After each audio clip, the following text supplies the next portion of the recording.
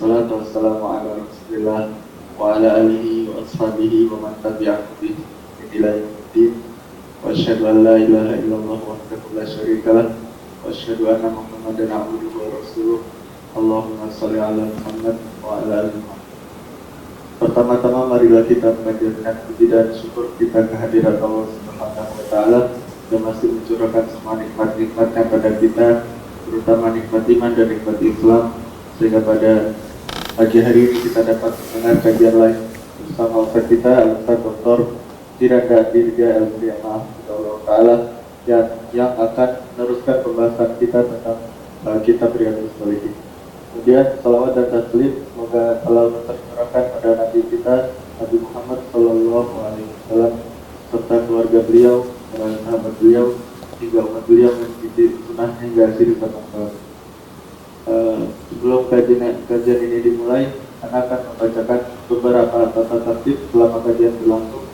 Yang pertama, kami mohon pada semua partisipan Zoom untuk men-check-in menggunakan nama asli atau nama yang sudah dikenal.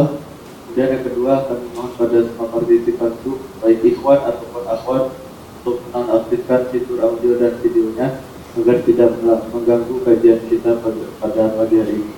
Kemudian yang ketiga, pertanyaan bisa diketik di chat room atau pada kolom komen pada YouTube Talbus Salim TV. Yang terakhir, kami persilakan pada semua partisipan untuk bertanya langsung pada Ustaz pada sesi tanya jawab, dan kami mohon untuk present dulu. Mungkin sekian mukadimah dapat Anda sampaikan, dan selanjutnya kita tetap kami persilakan pada Ustaz Dr. Firanda Dirga LPMA Allah Ta'ala. Bismillahirrahmanirrahim. Assalamualaikum warahmatullahi wabarakatuh. Alhamdulillahi ala ihsanihi wa syukru lahu ala taufiqihi wa amtinanihi wa asyhadu an la ilaha illallah wahdahu la syarika lahu ta'ziman li sya'nihi wa asyhadu anna Muhammadan abduhu wa rasuluhu da'ila ridwani. Allahumma salli alaihi wa ala alihi wa ashabihi wa ikhwani. Pada ikhwan ahad para jamaah Majelis Ta'lim Qalbun Salim yang dirahmati oleh Allah Subhanahu wa taala. Kita melanjutkan bahasan kita dari kitab Riyadhus Shalihin, masih dalam bab yang kedua, bab taubah, dan kita masih bahas tentang ayat-ayat yang dibawakan oleh Imam Nawawi rahimahullahu taala di bagian awal dari bab. Pada pertemuan lalu telah kita bahas firman Allah, wa tubu ilallahi jami'an ayyuhal mu'minuna la'allakum tuflihun. Ini menunjukkan bahwasanya taubat wajib bagi seluruh kaum mukminin tanpa terkecuali, ya. Tanpa terkecuali, sebagaimana dijelaskan oleh Ibnu Taimiyah rahimahullahu taala bahwasanya seorang mukmin berada di antara nikmat yang dia dapatkan dan dia wajib untuk syukuri, dan betapa sering dia kurang dalam mensyukuri nikmat Allah, atau dia berada di dalam dosa, dia melakukan dosa, maka dia beristighfar dari dosa yang dia lakukan, ya. Jadi mau tidak mau seorang hamba senantiasa butuh untuk bertobat kepada Allah Subhanahu wa taala. Oleh karena ini kewajiban taubat berlaku kepada seluruh kaum mukminin tanpa terkecuali. La'allakum tuflihun, agar kalian beruntung. Al-falah yaitu mencapai apa yang diimpikan, apa yang dicita-citakan, dan menetap pada pencapaian tersebut. Sebagaimana dijelaskan oleh Syekh Muhammad Al-Amin Syinqiti rahimahullah dalam kitab Adha'ul Bayan, namanya al-falah yaitu nailul matlub, mencapai cita-cita, kemudian bertahan dalam cita-cita tersebut, dalam apa yang telah dia raih. Dan ini maksudnya adalah surga.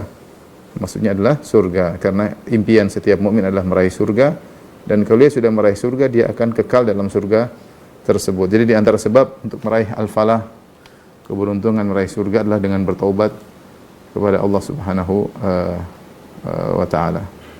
Dengan bertobat kepada Allah Subhanahu wa taala. Taib, ayat berikutnya dalam surat Hud ayat 3, kata Allah Subhanahu wa taala, wa anistaghfiru rabbakum tsumma tubu ilaih. Wa anistaghfiru rabbakum, ini perkataan Nabi Hud kepada kaumnya, ya. Wa anistaghfiru, dan bertobatlah kalian, rabbakum, kepada Rabb kalian, tsumma tubu ilaih, kemudian bertobatlah kepadanya.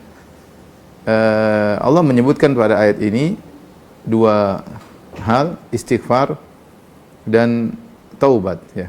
Wa anistaghfiru rabbakum tsumma tubu ilaih, beristighfarlah kemudian bertobat.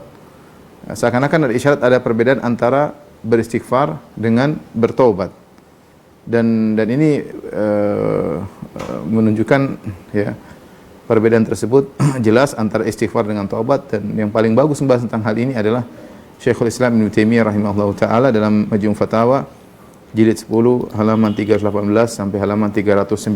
Saya akan jelaskan perbedaan antara istighfar dengan taubat. Kata Allah Subhanahu wa taala,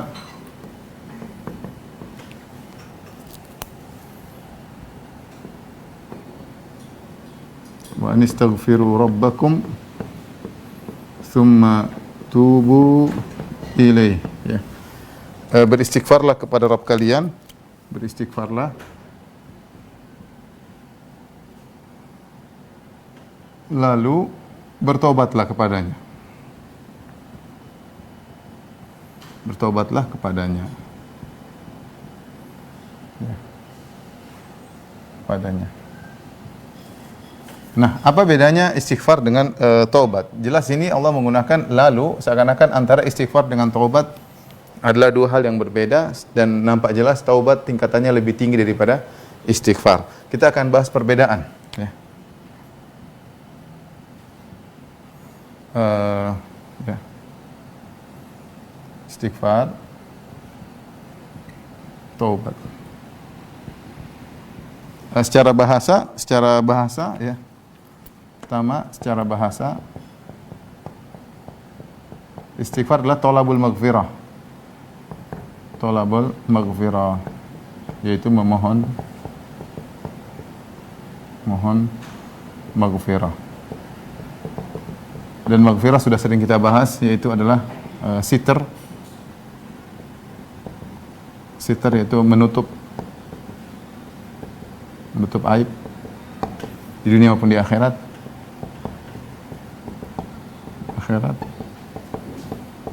Kedua, agar tidak maghfirah, yaitu seperti saya sering sampaikan, maghfirah itu menggunakan mikfarnya helm yang menghalangi dari hantaman pedang musuh, yaitu memohon agar tidak dihukum, tidak disiksa, dihukum akibat dosa. Ini istighfar. Adapun kalau bertobat secara bahasa artinya rujuk. Ar-ruju' ya ilallah anidzam. Maksudnya kembali kepada Allah dengan meninggalkan dosa.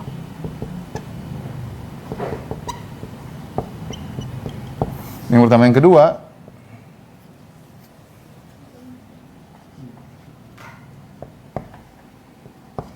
kalau istighfar dia adalah doa, tolabnya, tolabul maghfirah itu doa, permohonan.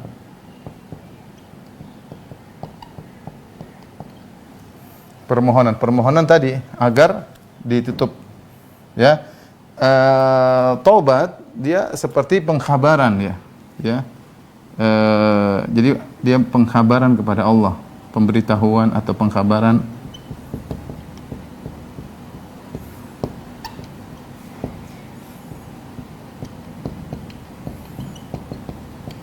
bahwa dia telah kembali kepada Allah.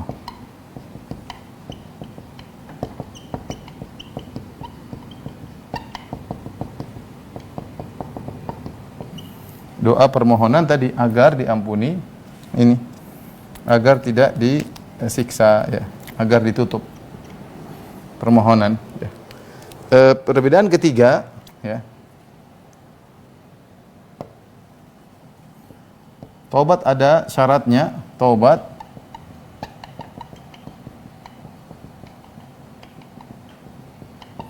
yang diantaranya adalah meninggalkan dosa. Diantaranya adalah al-iqla' anizam, al-iqla', meninggalkan dosa. Adapun istighfar, bisa jadi orang yang beristighfar masih belum meninggalkan dosanya. Istighfarnya tidak sempurna. Bisa jadi orang yang istighfar masih belum meninggalkan dosa.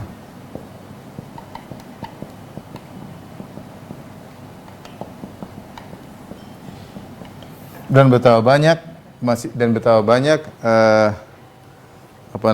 betapa banyak orang yang seperti ini, ya. Betapa banyak orang yang seperti ini.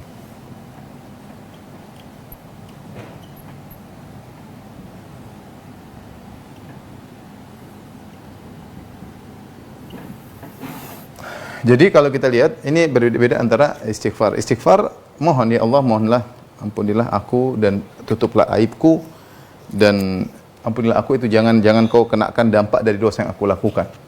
Kalau taubat, rujuk kembali kepada Allah. Jadi dia kabarkan, ya Allah, aku telah kembali kepada Engkau. Aku telah kembali meninggalkan dosa-dosa, ya. Sehingga taubat ada syaratnya, meninggalkan dosa.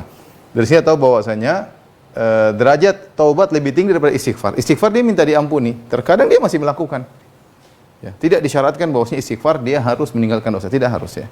Karena secara bahasa istighfar adalah thalabul maghfirah, minta agar dia melakukan dosa, dia minta, ya Allah, tutuplah aibku. Bisa jadi diterima, bisa jadi permohonannya, doanya diterima, bisa jadi tidak. Tapi kalau taubat dia menghabarkan, aku telah meninggalkan itu semua, ya. Nah, istighfar yang sempurna itulah taubat.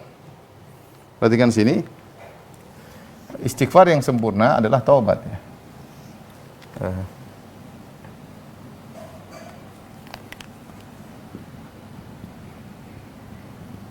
Yang sempurna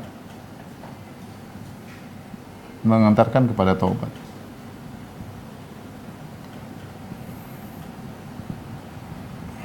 Makanya Allah mengatakan, lalu anistaghfiru rabbakum tsumma tubu ilaihi, beristighfar kemudian bertobatlah. Karena istighfar yang sempurna, dia benar-benar mohon, dia kemudian berusaha, bertekad, akhirnya dia meninggalkan, dia masuklah kepada derajat taubat, ya. Inilah perbedaan antara istighfar dengan taubat, ya. Istighfar masih melakukan maksiat, istighfar yang tidak sempurna, tetapi tetap dikatakan istighfar, ya. Istighfar yang sempurna dengan meninggalkan dosa, ya. Sempurna itu dengan meninggalkan dosa.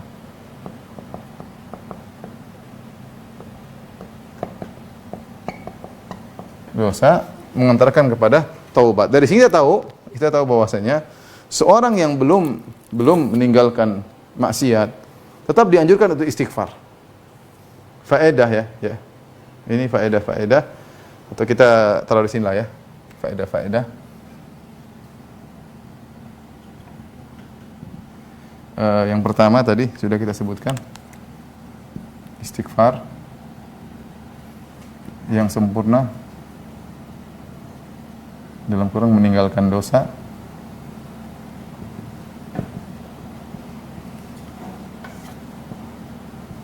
mengantarkan pada taubat.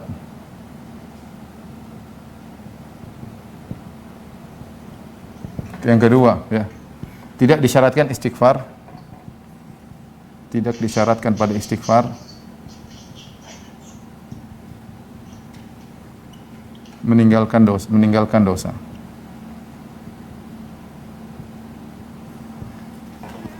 Yang ketiga, orang yang berdosa, yang masih melakukan dosa, tetap dianjurkan istighfar. Istighfar meskipun dia belum bisa bertobat.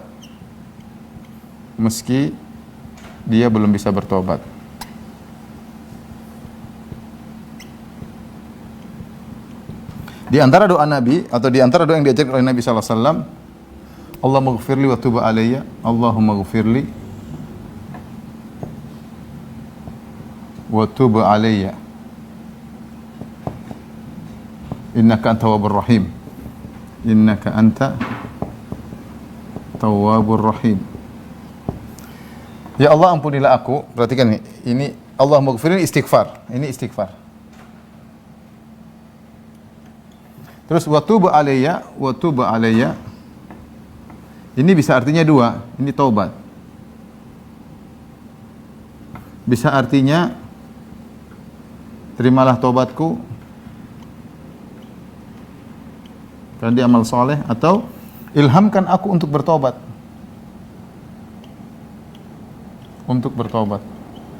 Bisa jadi seorang Dia belum bisa meninggalkan, tapi istighfar terus, astagfirullah, astagfirullah. Dia belum bisa meninggalkan. Banyak orang seperti itu.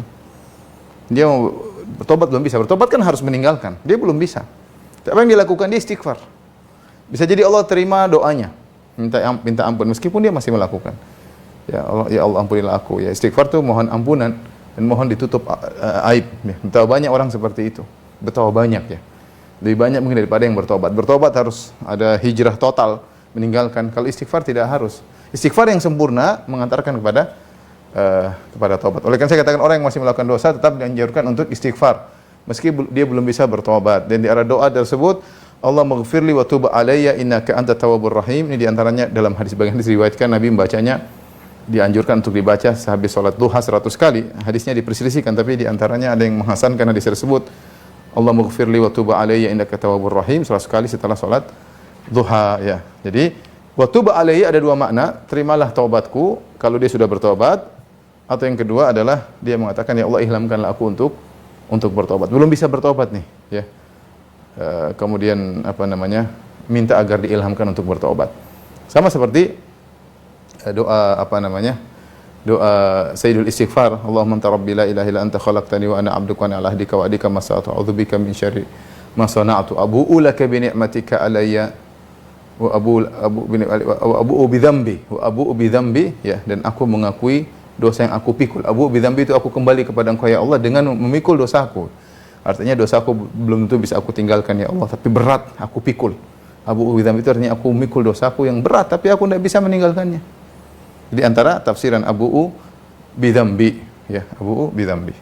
Jadi seorang beristighfar, dan kalau dia istighfarnya sempurna itulah taubat. Istighfar yang sempurna itulah taubat. Istighfar yang sempurna itulah taubat. Tapi jangan pernah meninggalkan istighfar. Tadi saya katakan Ibnu Taimiyah rahimahullah menjelaskan bisa jadi seorang beristighfar dan dia belum meninggalkan dosa. Dia sebutkan dalam Majmu' Fatawa jilid 10 halaman 318 319. Di Majmu' Fatawa Ibnu Taimiyah jilid 10 318 sampai 319. Ini perbedaan antara istighfar dan taubat.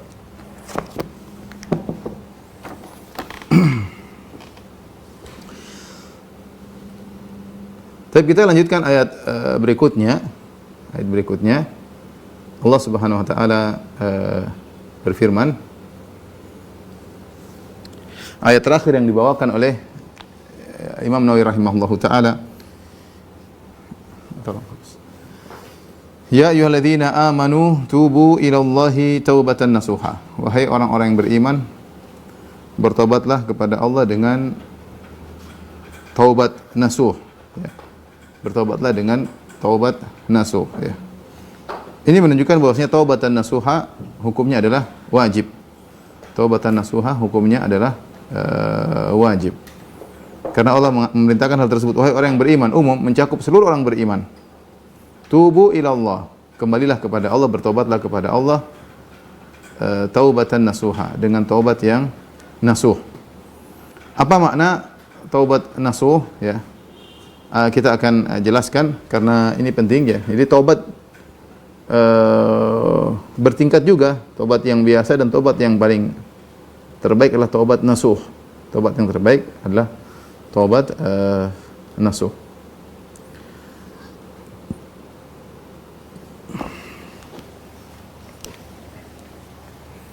Kata Allah Subhanahu wa taala, tubu ilallahi taubatan nasuha. Asa rabbukum ayyukaffir ankum min sayyi'atikum. Surat At-Tahrim ayat 7. Apa yang dimaksud dengan taubatan nasuha? Taubat nasuha.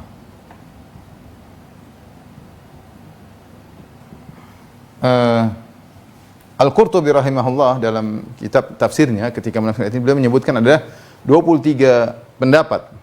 Al-Qurtubi wafat abad ke-7. Beliau menyebut ada 23 pendapat tentang makna taubatan nasuha. 23 pendapat. Tapi kita bisa ringkas atau kita pilih pendapat yang paling terbaik ya di antara 23 tersebut ya, karena 23 tersebut ya ada kemiripan ya kita kembali kepada makna nasuhan. Nasuhan itu dari nasih. Nasuhan, ya. Nasuh itu sighah mubalaghah dari nasih. Ya, seperti darub dari darib. Darub dari darib. Kalau darib artinya mukul, kalau darub suka memukul. Nasuh, nasih menasihati, nasuh itu suka nasah, ya. Nah, secara bahasa apa makna nasuh? Ya, kembali kepada makna bahasanya.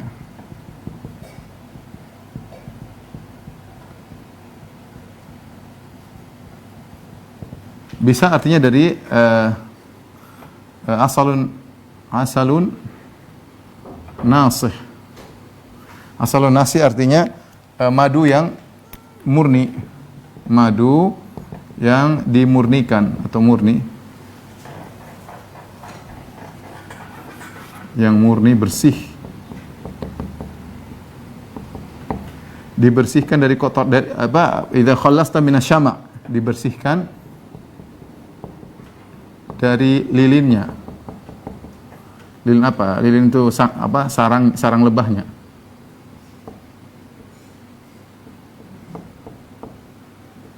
Dari lilinnya, dari sarang lebah. Sudah dibersihkan, sudah dihilangkan dari sarang lebah, namanya asalun nasih. Asalun nasih. Sehingga makna daripada taubat nasuh, ya. Sehingga maknanya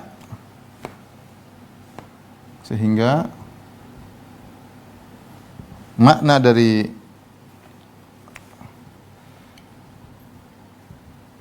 taubat nasuh adalah engkau membersihkan taubatmu dari segala nasuhaya, yaitu membersihkan taubatmu dari segala bekas-bekas dosa, ya. Yaitu membersihkan dirimu segala sisa-sisa dosa, baik syahwat maupun syubhat.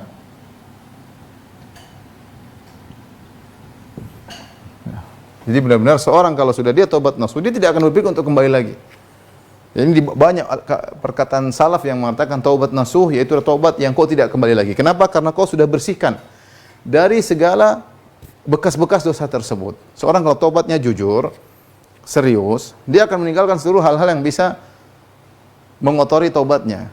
Hal yang taubatnya masih terkontaminasi dengan masa lalunya, benar-benar dia hilangkan. Benar-benar dia hilangkan hal yang bisa membuat dia kembali lagi. Itu namanya taubat nasuh. Seorang makanya ketika bertobat dia berjuang. Hal-hal yang misalnya masih ada foto-foto kayak, masih ada gambar-gambar kayak, masih ada video-video kayak, atau masih ada link-link kayak, masih ada grup-grup, hilangin semua. Bersih, syubhat-syubhat dia buang semua, tidak baca-baca lagi, sudah semua. Karena dia benar-benar membersihkan taubatnya, dirinya dari segala hal yang membuat dia tadi terkotori sehingga terjerumus dalam lumpur kemaksiatan, ya. Ketika dia taubat nasuh, maka dia meninggalkan hadis ini. Dijelaskan oleh Ibnu Taimiyah dalam Majmu' Fatawa jilid 16 halaman 58, ya. Jilid 16 halaman 58. Ini juga disebutkan oleh Imam Qurtubi, ya, pada tafsirnya ketika membahas surat At-Tahrim, ya, yaitu maksudnya adalah taubat yang tidak kembali lagi. Maksudnya adalah taubat yang tidak kembali lagi kepada dosa. Makanya saya bilang taubat nasuh ini taubat yang istimewa. Dia bukan taubat biasa. Sudah kita jelaskan pada pertemuan lalu, bukan persyaratan taubat tidak boleh kembali lagi. Seorang kalau sudah bertobat, kemudian berapa lama dia bermaksiat lagi, maka taubat pertama diterima, taubat kedua perlu taubat lagi, dosa yang dia kembali lagi. Ini taubat biasa. Tapi kalau taubat nasuh, di antara tafsir para ulama itu taubat yang tidak kembali lagi kepada dosa sebelumnya. Ada yang mengatakan dia jadi benci kepada dosa tersebut. Dia berubah menjadi benci.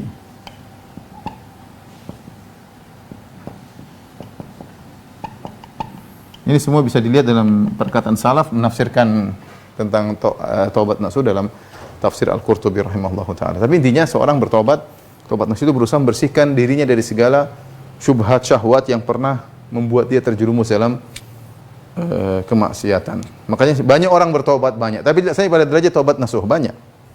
Di sini kesimpulan bahwasanya, perhatikan sini. Itu nanti kita simpulkan belakangan. Ya, banyak orang bertobat tapi tidak sampai pada derajat tobat nasuh. Kemudian yang kedua,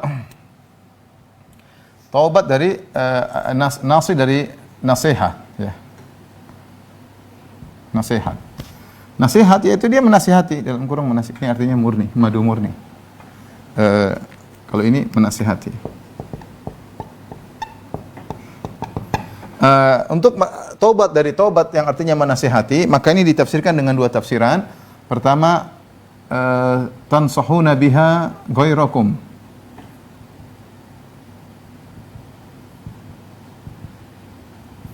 Itu menasihati selain kalian.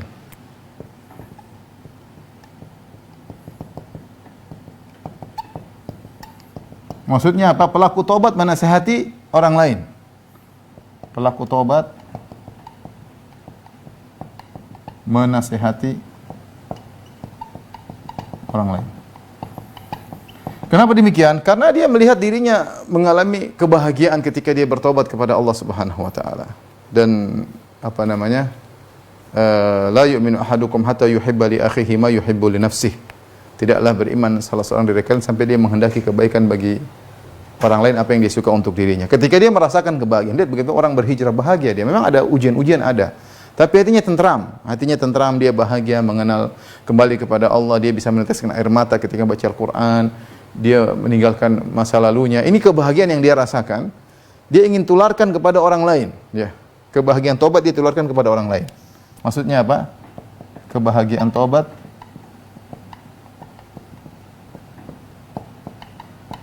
dia tularkan kepada orang lain. Sehingga dia selalu menasihati orang lain, wahai kalian bertobatlah, bertobatlah. Namanya taubat nasuha. Dan ini dilakukan oleh sebagian orang-orang yang dahulu pernah mungkin tenggelam dalam kemaksiatan, mungkin ada yang pernah bermain musik, dia nasihati orang lain terus. Bertobatlah kalian, tinggalkanlah musik, tinggallah ini, tinggalkan ini. Dia tahu betapa bahagia yang dia rasakan dari meninggalkan musik, ya. Atau seorang bertobat daripada misalnya bid'ah, kemudian dia nasihati orang lain, dia bilang jangan dulu yang seperti saya dulu begini-begini, sekarang saya mengenal sunnah begini-begini. Dia sampaikan karena dia merasa kebaikan yang didapatkan dengan bertobat tersebut dan dia ingin tularkan kepada orang lain. Itu namanya taubat nasuh. Ini antara tafsiran daripada taubat nasuh. Ada lagi yang mengatakan taubat artinya tansahuna biha anfusakum.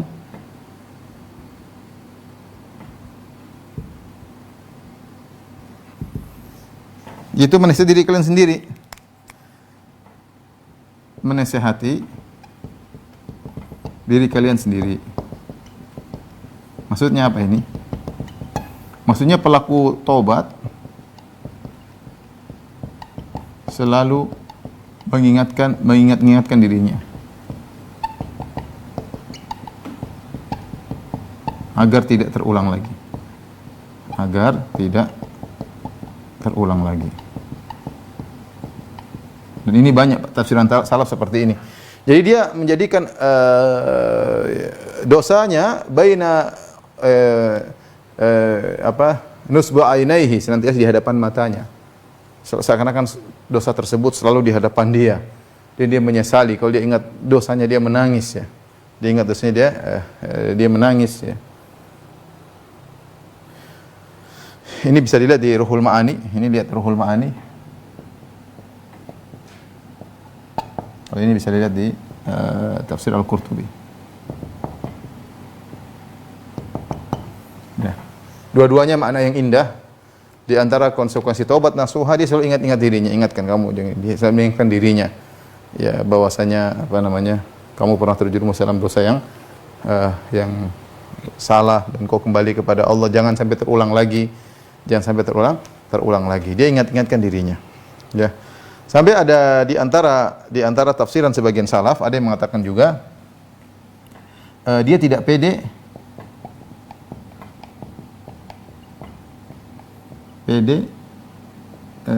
tobatnya diterima.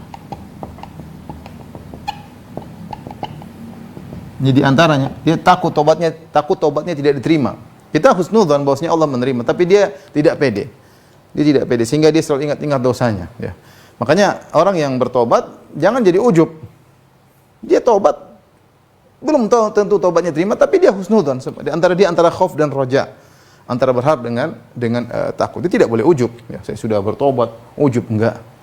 Ya. Kalau lihat Ka'ab bin Malik radhiyallahu anhu, wa 'ala thalathati alladziina khulifu hatta idza dhaqat 'alaihimul ardu bima rahabat wa dhaqat 'alaihim anfusuhum. Kan datang cerita kisahnya bagaimana Ka'ab bin Malik ya dengan dua temannya, mereka bertiga. Mereka sahabat-sahabat yang mulia, selalu Ka'ab bin Malik selalu ikut jihad selama ini. Ketika perang Tabuk dia tertinggal, dia bertobat tidak langsung diterima tobatnya oleh Allah.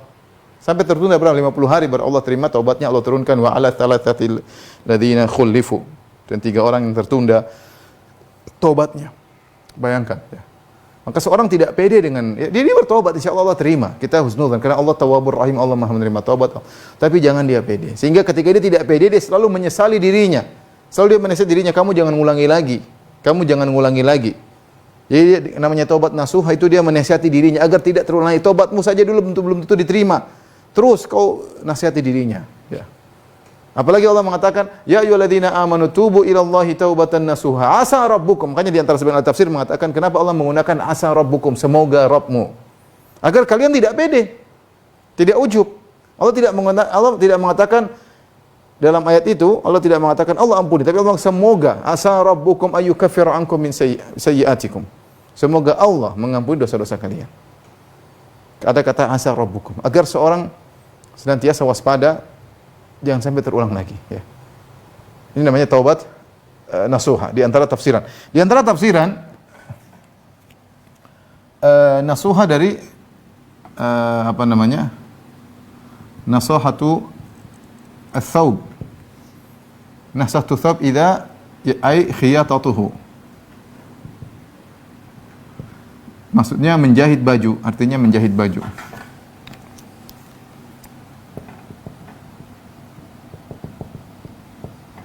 Apa maksudnya taubatun nasuha? Oleh karenanya sehingga maknanya adalah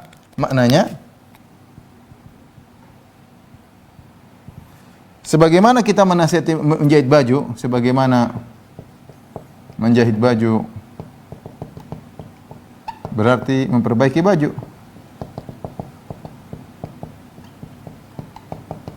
Baju yang robek-robek, yang bolong-bolong,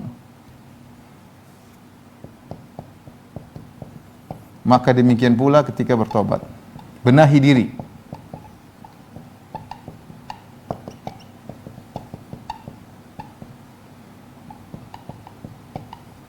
Benahi diri sedikit demi sedikit.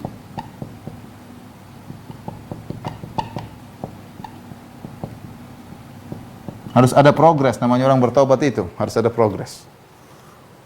Berkembang, pelan-pelan bertobat, perbaiki. Sebagaimana ada baju yang robek dia jahit. Itulah taubat nasuha. Itulah taubat nasuha. Seorang bisa mengukur dirinya dia sudah taubat nasuha atau tidak. Masing-masing kita tahu.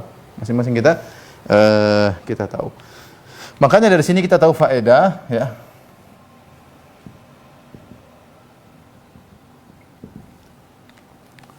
Taubat yang sempurna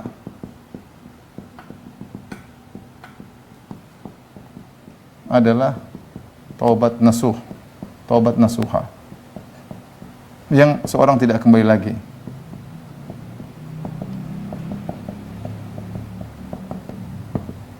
Atau seorang selalu menasihati dirinya, atau selalu menasihati orang lain ya.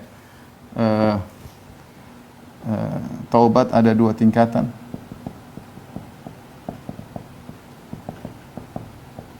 Yang pertama, taubat nasuh. Yang kedua, taubat yang pelakunya masih kembali lagi.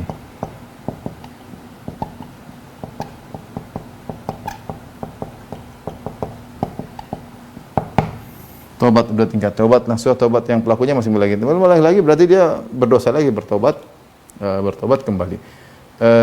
Ketiga, taubat nasuh hukumnya wajib.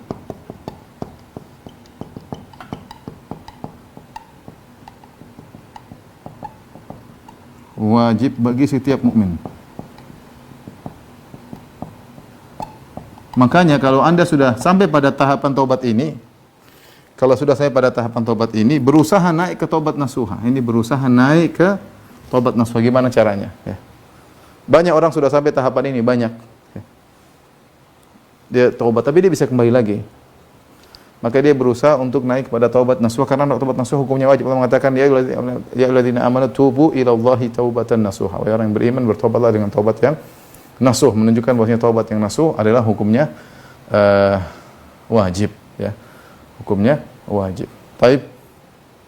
Inilah makna daripada taubatan nasuha yang Allah sebutkan dalam surat At-Tahrim. Nah, baik, ikhwan akhwat, para jamaah Majelis Ta'lim Qalbun Salim yang dirahmati oleh Allah Subhanahu wa taala. Kita lanjutkan. Setelah itu Al-Imam Nawawi rahimahullahu taala masuk dalam hadis-hadis yang menjelaskan tentang masalah taubat dan juga tentang istighfar. Ya, yang pertama, hadis pertama dibawakan oleh Nawawi rahimahullahu taala, wa an Abi Hurairah radhiyallahu taala anhu. Dari Abu Hurairah radhiyallahu taala anhu qala, beliau berkata, sami'tu Rasulullah sallallahu alaihi wasallam yaqul, aku mendengar Rasulullah sallallahu bersabda, wallahi inni la astaghfirullah wa atubu ilaihi fil yaumi akthar min 70 marrah. Demi Allah, kata Nabi sallallahu alaihi wasallam, demi Allah, sungguhnya aku ini beristighfar kepada Allah dan aku bertobat kepadanya selama setiap hari lebih dari 70 kali. Rawahul Bukhari. Ya, rawahul Bukhari. Hadis riwayat Imam Al-Bukhari. Saya ulangi, Nabi SAW berkata, wallahi, Nabi bersumpah, demi Allah, inni la astaghfirullah, aku sungguh bertaubat, beristighfar kepada Allah, wa tubu ilai, dan bertaubat kepada Allah, fil yaumi, dalam sehari, akthar min 70 marrah, lebih daripada 70 kali. Rawahul Bukhari. Kemudian juga hadis berikutnya, Anil Aghar bin Yasar Al-Muzani, dari Al-Aghar Al-Muzani radhiyallahu anhu, qala, beliau berkata, qala Rasulullah sallallahu alaihi wasallam, Rasulullah SAW bersabda, ya ayuhan nas tubu ilallahi wastaghfiruh, wahai orang-orang, wahai manusia sekalian, bertobatlah kepada Allah, beristighfarlah. Fa inni atubu fil yaumi mi'ata marrah, sungguhnya aku bertobat kepada Allah dalam sehari 100 kali. Jadi Nabi dalam sebagian riwayat, dalam hadis Abu Hurairah mengatakan lebih dari 70 kali, dan dalam hadis yang lain, hadis Al-Aghar Al-Muzani, Rasulullah SAW mengatakan aku bertobat sehari 100 kali. Dan dalam riwayat yang lain, hadis Ibnu Umar dan riwayat Ahmad dan yang lainnya dengan sanad yang sahih, Rasulullah SAW terkadang sekali majelis 100 kali. Sekali majelis 100 kali. Seperti dalam hadis Ibnu Umar, annahu kana qa'idan ma'a Rasulullah sallallahu alaihi wasallam faqala Allahumma ighfirli wa tub alayya innaka tawwabur rahim.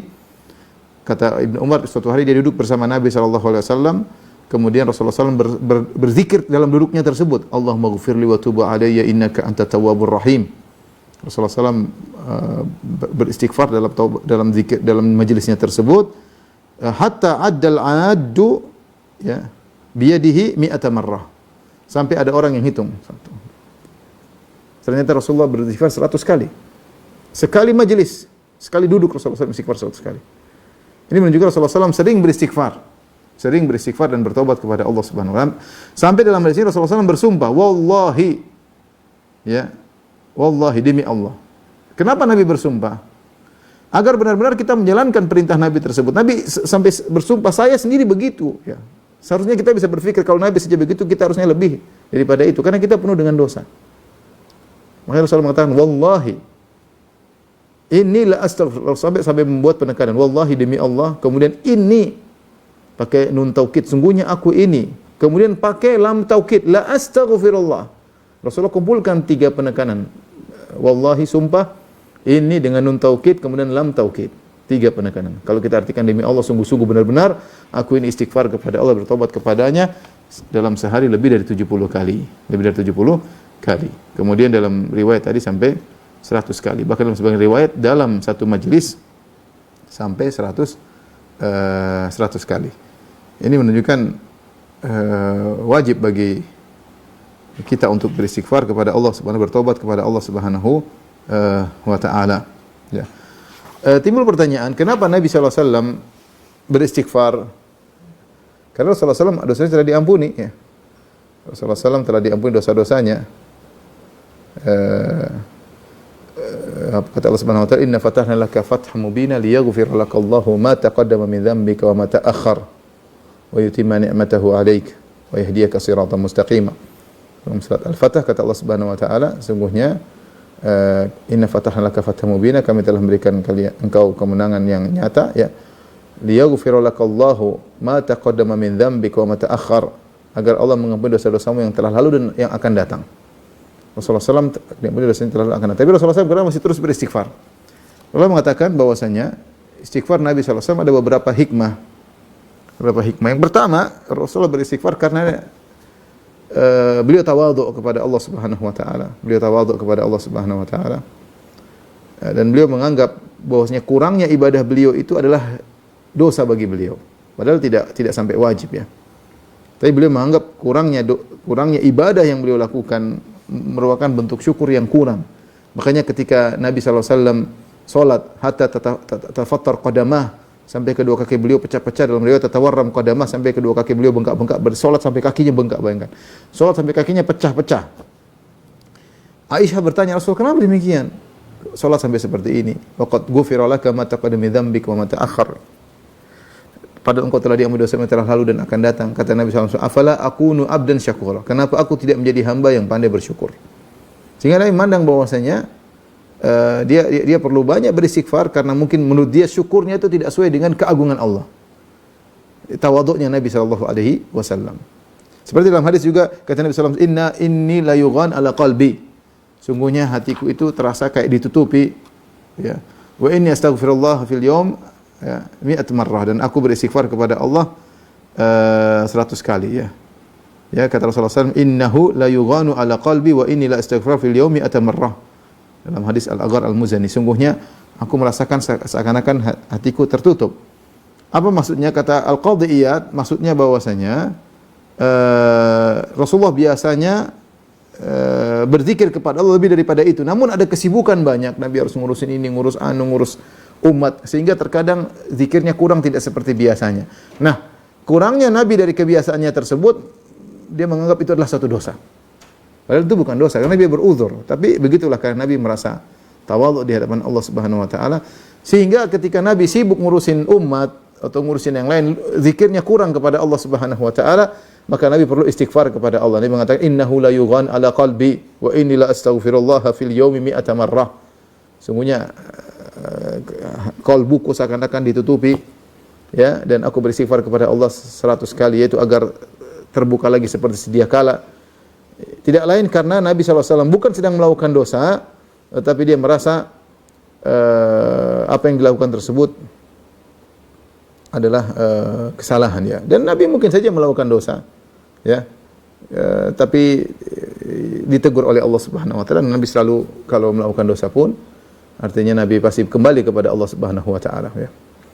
Ini pertanyaan, apakah Nabi melakukan dosa? Kita bilang bisa saja Nabi melakukan dosa kecil, karena yang benar bahwasanya para nabi mereka maksum dari dosa-dosa besar, tidak mungkin melakukan dosa besar, tapi mereka mungkin melakukan dosa kecil. Tapi kalau mereka melakukan dosa kecil, mereka langsung bertobat kepada Allah. Sebagaimana Nabi Adam alaihissalam pernah berdosa, sebagaimana Nabi Nuh pernah berdosa, sebagaimana Nabi Musa pernah berdosa, sebagaimana Nabi Sulaiman pernah berdosa, dan mereka beristighfar. Allah sebutkan kisah mereka dalam Al-Quran. Sebagaimana Nabi Musa pernah berdosa, Nabi Sulaiman pernah berdosa, Nabi Daud pernah berdosa, Allah sebutkan kisah mereka dalam Al-Quran. Nabi Yunus pernah berdosa, Allah sebutkan kisah mereka dalam Al-Quran. Ya, maka mungkin juga Nabi Muhammad SAW pernah berdosa, sebagaimana Allah berfirman, liyaghfira lakallahu ma taqaddama min dzambika wa ma ta'akhkhar, agar Allah mengampuni dosa-dosa yang telah lalu dan akan datang. Berarti Nabi melakukan dosa ya. Tetapi kalau Nabi melakukan dosa, kita bilang iya, ya, sebagaimana ayat menunjukkan Nabi melakukan dosa. Tapi itu pun Nabi segera beristighfar. Tetapi istighfar Nabi yang banyak ini yang jadi pembahasan. Kenapa begitu banyak Nabi beristighfar? Itu para ulama tadi membahas, karena tawadhu Nabi SAW. Benar, Nabi mungkin melakukan kesalahan, tapi tidak sebanding dengan istighfar yang beliau lakukan yang begitu banyak ya. Beliau senantiasa istighfar sampai sekali majelis sampai 100 kali. Tidak lain tadi karena tawadhu Nabi SAW. Dia menganggap ibadah dia masih kurang dengan tidak sebagaimana keagungan Allah.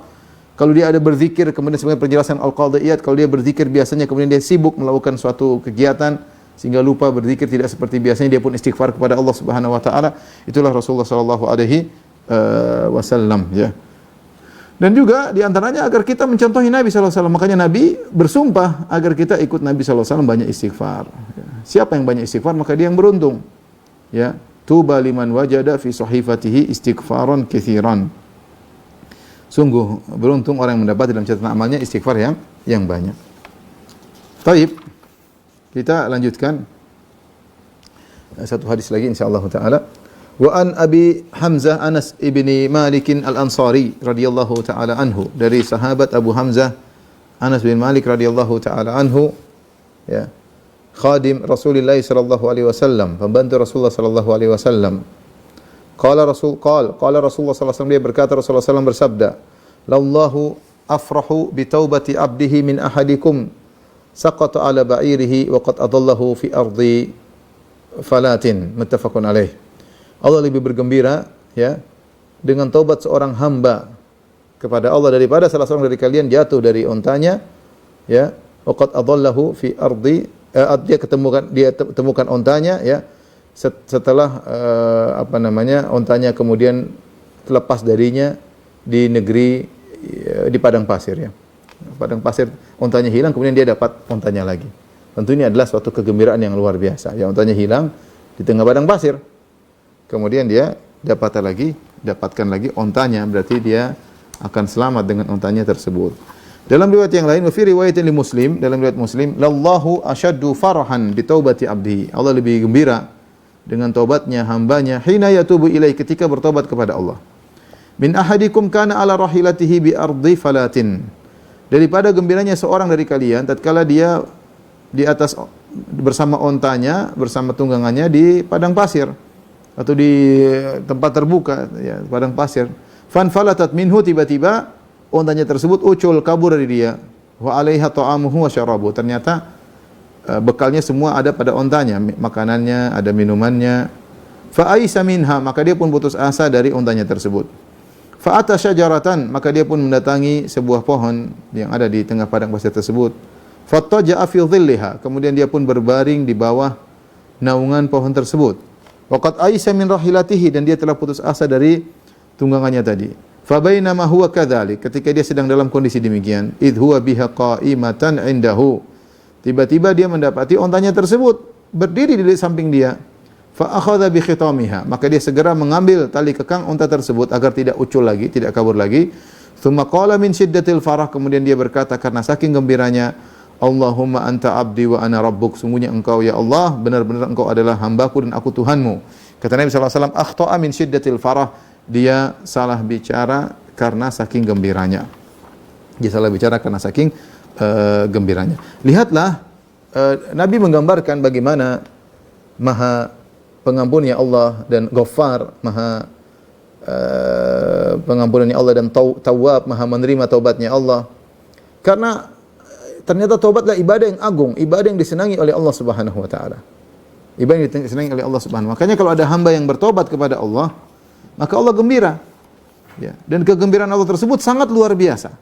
Lebih daripada gembiranya seorang yang kondisinya yang tadi Nabi sebutkan. Kita bayangkan, kalau kita bicara manusia mana yang paling gembira? Inilah manusia paling gembira yang bisa kita gambarkan di atas muka bumi, yang bisa ditangkap oleh orang-orang ketika itu yang tinggal di Jazirah Arab, yang kehidupan mereka adalah melewati padang pasir. Rasulullah menggambarkan kegembiraan, kalau gembiraan zaman sekarang mungkin berbeda. Ini Rasulullah berbicara tentang audiens yang ketika itu mereka tahu tentang padang pasir, tentang onta, tentang bagaimana sulitnya melewati perjalanan panjang di padang pasir, bagaimana gambaran kalau ternyata tunggangannya kabur. Mereka tahu tentang hal tersebut. Maka di antara bentuk paling gembira adalah seorang yang sedang melakukan safar di tengah padang pasir, membawa bekalnya di atas ontanya, membawa minumannya di atas ontanya, tiba-tiba ontanya kabur meninggalkan dia, dan dia sudah terjebak di tengah padang pasir. Mau kemana dia? Tidak ada tempat untuk meminta pertolongan. Dia lanjutkan perjalanan, dia pasti mati di jalan. Dia kembali sudah tidak mungkin lagi, sudah terlalu jauh, dia sudah di tengah-tengah padang pasir. Mau makan nggak bisa, makanan dibawa sang onta. Mau minum nggak bisa. Ya, mau nunggu orang lewat, orang belum tentu lewat situ. Pasrah dia. Makanya Rasulullah gambar ini orang sedang dalam kondisi sangat parah. Ontanya kabur, ucul dari dia, dan semua bekalnya bersama onta tersebut. Makanya Nabi SAW mengatakan, fa'ayisa minha, maka dia pun putus asa. Sudah, dia merasa tidak bakalan ketemu lagi dengan ontanya. Dia bakalan tidak ada kemungkinan, probability meskipun 1% nggak ada. Sudah, onta seperti ini biasanya nggak kembali. Ngapain kembali lagi sama dia? Ini onta main kucing-kucingan atau gimana? Sudah, ini onta udah pergi aja, nggak kembali lagi. Kemungkinan untuk kembali tadi sangat sulit. Di luar daripada tidak terhitung sama sekali kemungkinan tadi. Fa aisa minha, maka dia pun putus asa. Fattaja'a Fa'ata syajaratan fataja'a fi dhillah. Kemudian dia pergi ke sebuah pohon, dia bernaung di bawah pohon tersebut. Buat apa ya? Sudah menunggu kematiannya. Panas yang terik, dia makanan tidak ada, minuman tidak ada. Dia menunggu kematian yang datang kepadanya dengan secara bertahap. Sudah, dia nggak tahu apa, mungkin dia duduk aja sudah. Sudah mau diapain sudah. Ini namanya ya udah pasrah. Fa bainama huwa kadzalik, faqad aisa min rahlihi, putus asa daripada ontanya. Ketika dia sedang demikian dalam kondisi menanti kematian datang menjemputnya sedikit demi sedikit, kelaparan, kehausan sampai akhirnya mati, idh huwa biha qa'imatan indahu, tiba-tiba untanya datang lagi. Wa 'alaiha syarabu wa ta'amu, dan masih lengkap makanannya, subhanallah. Itu onta tiba-tiba muncul lagi setelah dia putus asa, fa akhadha bi khitamiha, segera dia pegang tali kekangnya. Kemudian dia agar ontanya tidak kabur lagi, saking gembiranya dia berkata, Allahumma anta abdi wa ana rabbuk, ya Allah, sungguh aku adalah Tuhanmu dan engkau adalah hambaku. Engkau adalah hambaku. Saking gembiranya dia mengatakan, ya Allah, syukur ya Allah, benar-benar engkau Tuhanku ya Allah, benar-benar aku adalah hambamu ya Allah, engkau perhatikan aku di tengah-tengah seperti ini, engkau dengarkan permohonanku. Dia mau bersyukur kepada Allah, tapi saking gembiranya dia salah ngomong. Dia mengucapkan kalimat kufur. Dia mengatakan, Allahumma anta abdi wa ana rabbuk, yang artinya, ya Allah, benar-benar sungguh engkau hambaku dan aku Tuhanmu. Kata Nabi, akhta'a min syiddatil farah, dia salah ngomong karena saking gembiranya. Inilah kegembiraan yang mungkin bisa paling besar yang bisa dibayangkan bagi orang-orang yang tinggal di jazirah ketika itu, yang hidup di padang pasir dengan perjalanan kehidupan mereka dengan onta, himar dan yang semisalnya. Inilah kegembiraan yang paling mungkin bisa dibayangkan. Ternyata Allah lebih gembira daripada gembiranya orang ini. Allah lebih gembira daripada gembiranya orang ini. Artinya apa? Rahmat Allah sangat luas. Karenanya seorang ketika bermaksiat, jangan ragu-ragu untuk kembali kepada Allah.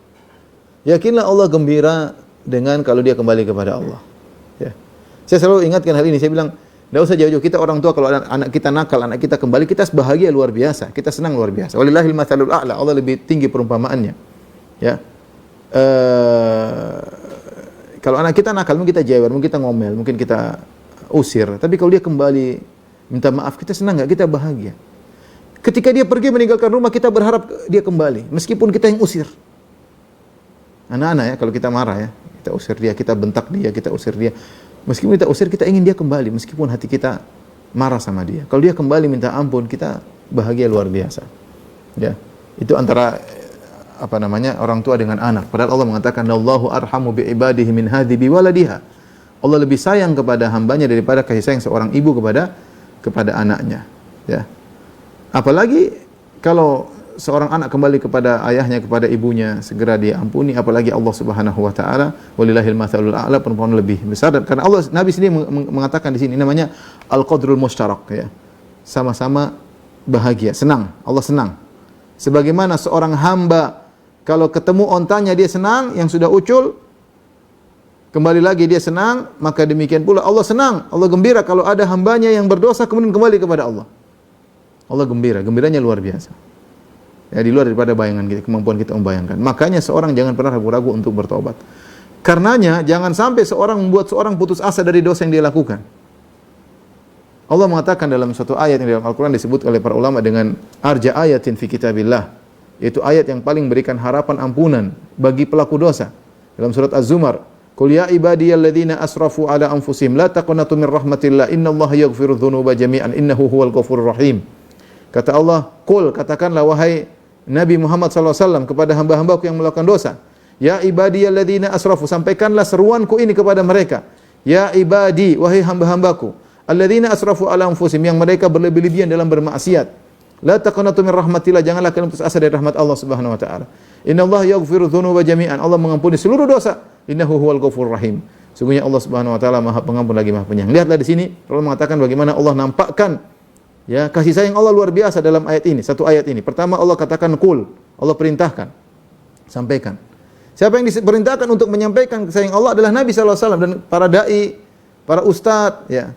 Hendaknya menyampaikan seruan ini juga. Katakanlah kepada pelaku maksiat. Perintah dari Allah, sampaikan kepada mereka. Apa yang perlu disampaikan? Ya ibadi, Allah panggil wahai hamba-hambaku.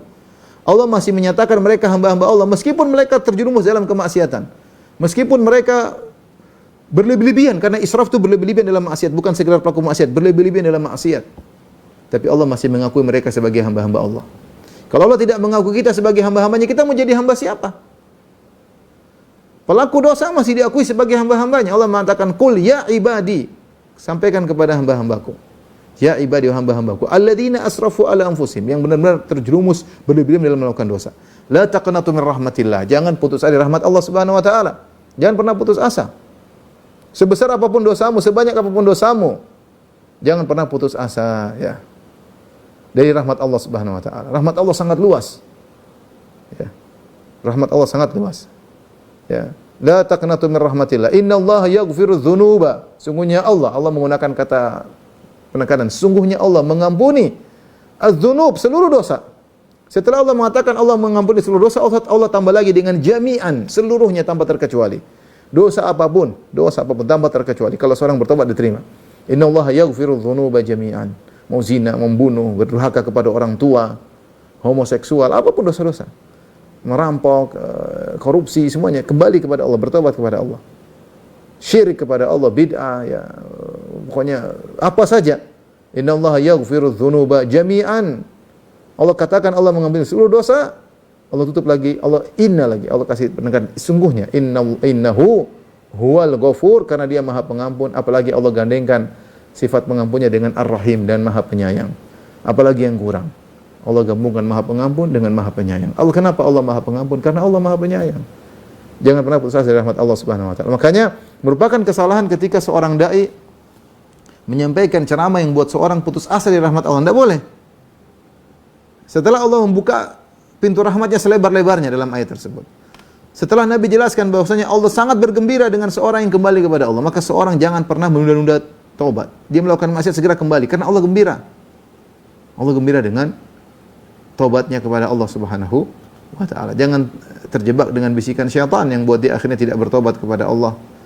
Sungguhnya rahmat Allah sangat luas, ya, jika seorang kembali kepada Allah Subhanahu wa taala, ya. Baik, demikian para ikhwan dan akhwat dari Majelis Ta'lim Qalbun Salim dan juga para pemirsa. Insyaallah kita lanjutkan pada pertemuan berikutnya masih dalam bab taubat. Kalau ada yang bertanya saya persilakan. Wallahu ta'ala alam bisawab.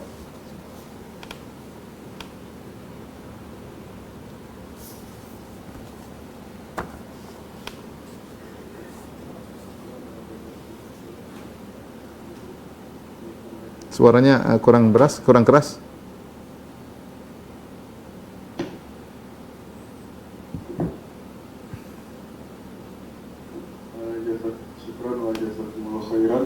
Kami sampaikan kepada Ustaz Dr. Firanda Dirja LCMA Ta'ala atas materi yang telah disampaikan, semoga dapat bermanfaat bagi kita semua di dunia dan di akhirat.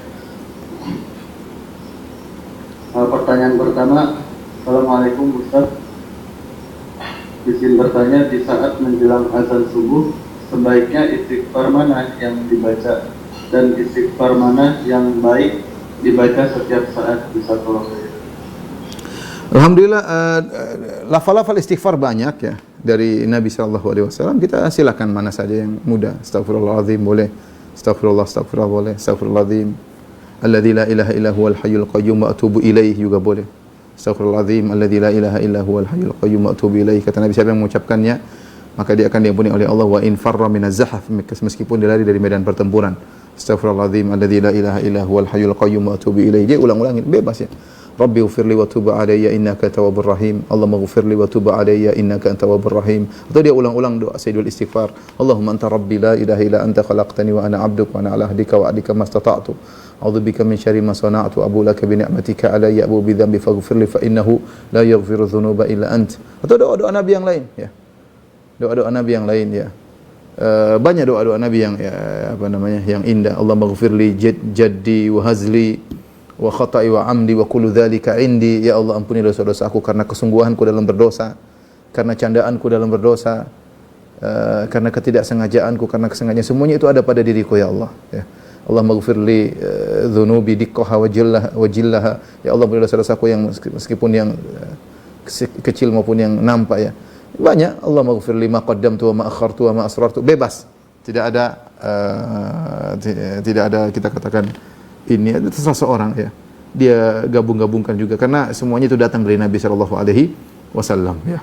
Dan dalam ayat wabil ashari hum yastaghfirun, di waktu sahur mereka beristighfar mutlak, yang penting istighfar. Dan sighah istighfar datang dalam hadis banyak model-modelnya. Silakan diikut satu-satunya, salah satunya atau digabung-gabung juga boleh. Wallahu alam bisawab.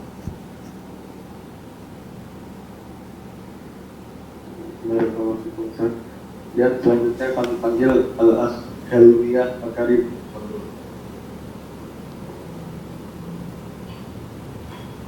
Assalamualaikum warahmatullahi wabarakatuh. Waalaikumsalam warahmatullahi wabarakatuh.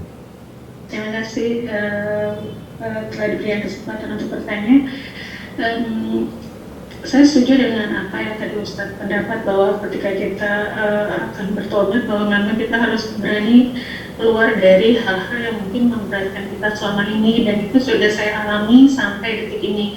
Walaupun penuh tantangan dalam arti kita mungkin seperti seorang dijauhi atau dibenci atau apa yang menghindar dari hal-hal itu, karena kita menuju untuk memperbaiki diri dalam arti bertobat. Termasuk itu ini yang tadi kita sampaikan bahwa kita harus memperbaiki ibaratnya baju atau memperbaiki diri sendiri, atau mungkin ibaratnya kayak gelas retak. Nah, yang jadi pertanyaan adalah yang saya alami saat ini ketika kita mencoba untuk menjadi lebih baik, itu pasti godaan itu banyak.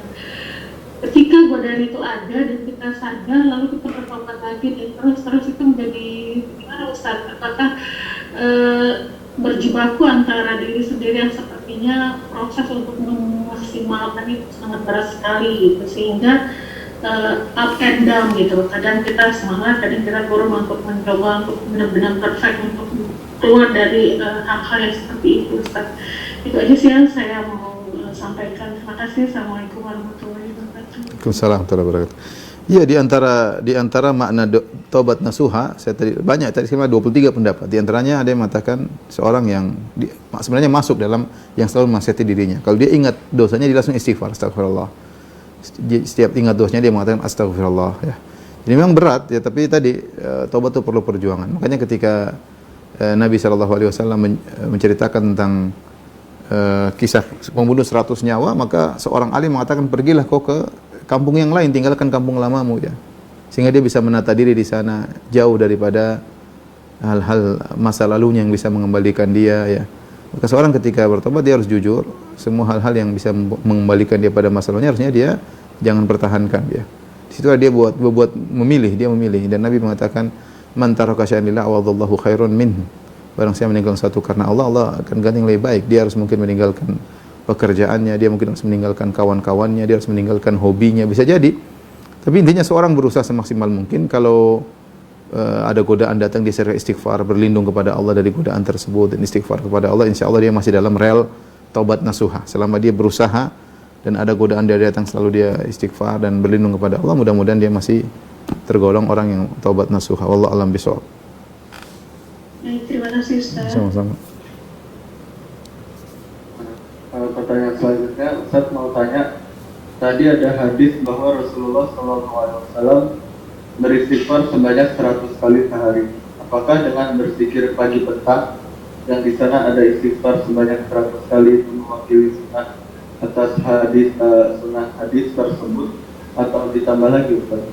Iya, boleh. Jadi kalau di dalam hadis 100 kali pagi, 100 kali petang, itu jadi zikir pagi petang, yang penting kita lakukan dulu. Setelah itu kita lebih dari itu enggak ada masalah. Bukan zikir pagi petang kita enggak boleh zikir lagi, setelah itu boleh.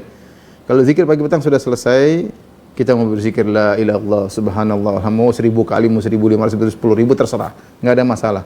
Tapi yang penting zikir pagi petangnya kita datangkan dulu ya. Di antaranya istighfar 100 kali pagi, istighfar 100 kali petang. Setelah itu kita mau lebih enggak ada masalah, tapi selesaikan dulu zikir pagi petang, karena itu yang perlu diperhatikan ya. Habis itu membaca Quran, terserah, bebas ya. Bebas, enggak ada masalah.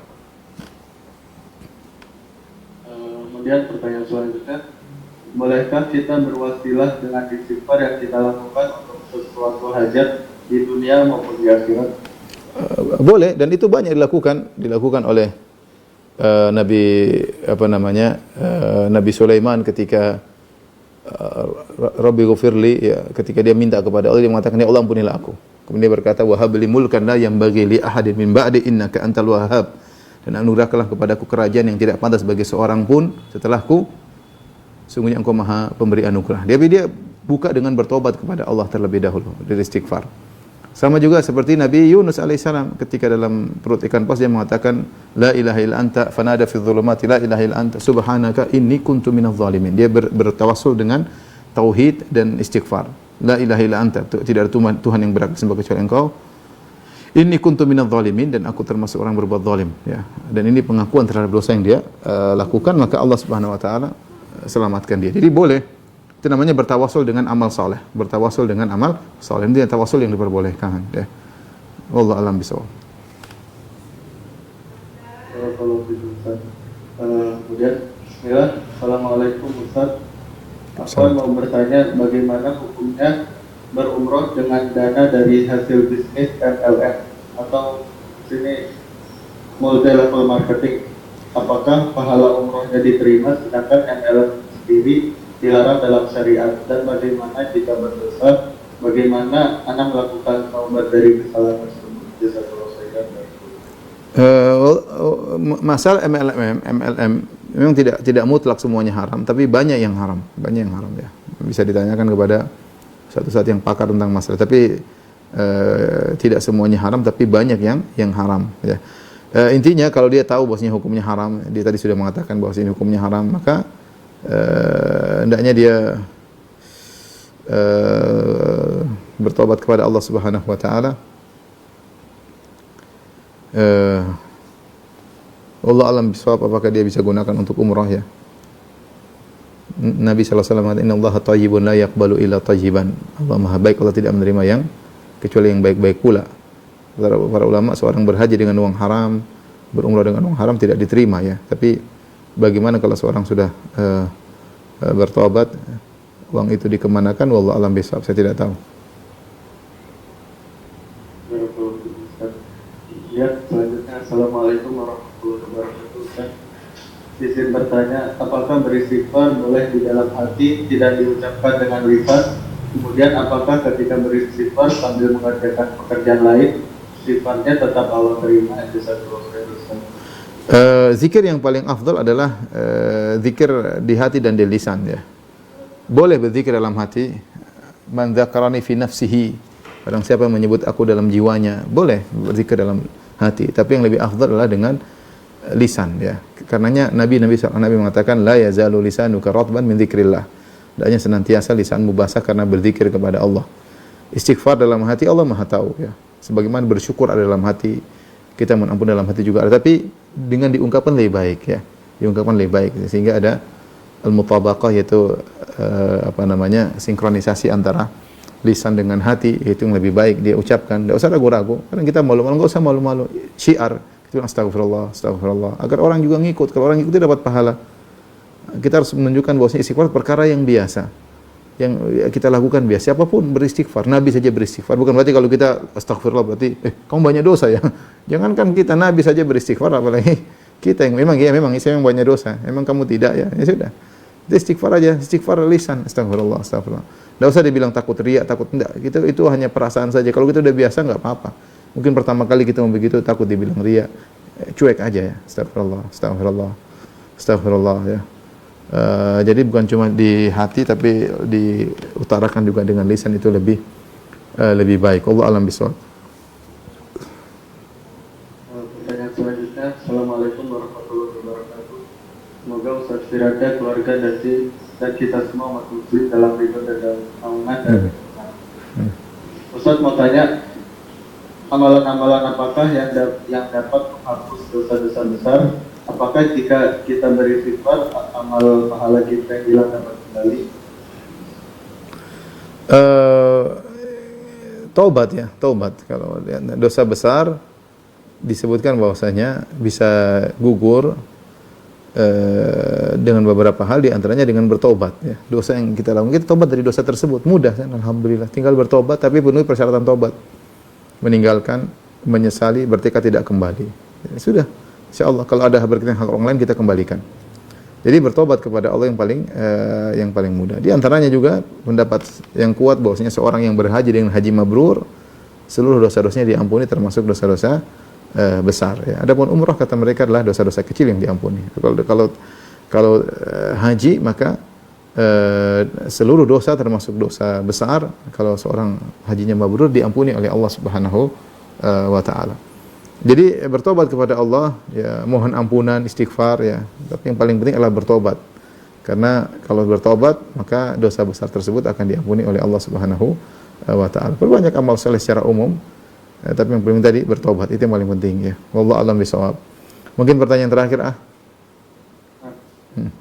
Pertanyaan terakhir. Assalamualaikum Ustaz. Mau Assalamualaikum. bertanya, saya seorang ASN atau pegawai negeri, pegawai negeri sipil yang mulai belajar hijrah, akan tetapi kadang di tempat kerja masih banyak yang melakukan kesalahan dan saya berusaha meluruskan dengan cara baik, akan tetapi malah dijauhi. Bagaimana cara agar hijrah saya lebih? Lanjutkan saja apa yang sudah antum lakukan atau anti lakukan, lakukan saja. Anggap itu perjuangan, berjihad di kantor dengan terus komitmen ya. Selama kita mampu, kalau nggak mampu ya mau apa lagi. Tapi selama kita mampu, kita ingin membangun negeri, harus tampil beda berani, tidak korupsi, yang lain korupsi kita enggak misalnya, yang lain korupsi waktu, kita tidak korupsi waktu, yang lain mungkin tidak sholat, kita sholat. Jadi kalau kita tidak memulai terus bagaimana? Kita mulai, mudah-mudahan nanti ada 1, 2, 3, mewarnai. Kita ingin negeri ini lebih baik ya. Negeri yang kita cintai ini lebih baik, lebih maju, lebih amanah para pegawai-pegawainya ya. Oleh karenanya memang harus berjuang ya. Jadikan itu adalah niat untuk sebagai lahan dakwah. Dengan kita tidak ikut-ikutan, sebenarnya kita sudah mendakwahi mereka. Ketika mereka menjauhi, kita berdoa agar mereka diberi hidayah oleh Allah Subhanahu wa taala. Tidak usah dimusuhi. Mereka juga saudara-saudara kita, mungkin mereka ya masih ada syubhat, masih ada hawa nafsu. Tapi yang jelas doain mereka dan semaksimal mungkin menasihati mereka dengan cara yang bijak. Wallahu a'lam bishawab. Demikian saja kepada Majelis Ta'lim Qalbun Salim yang saya sampaikan. Wabillahi taufiq wal hidayah. Assalamualaikum warahmatullahi wabarakatuh.